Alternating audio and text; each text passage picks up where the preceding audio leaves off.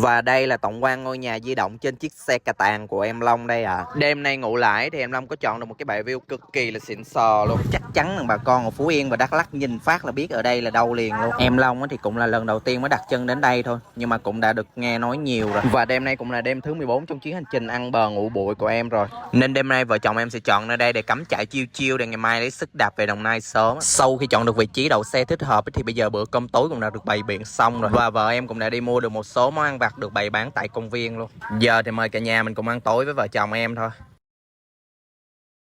Rồi hello cả nhà mình nha, lại là em Long Dép đây cả nhà ơi. Ngày hôm nay thì em đang có mặt tại sông Hinh nha cả nhà. Và đây là dòng sông Hinh đây cả nhà.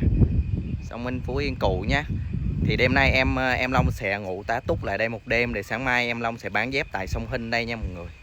Và đây là cái view đêm nay đây.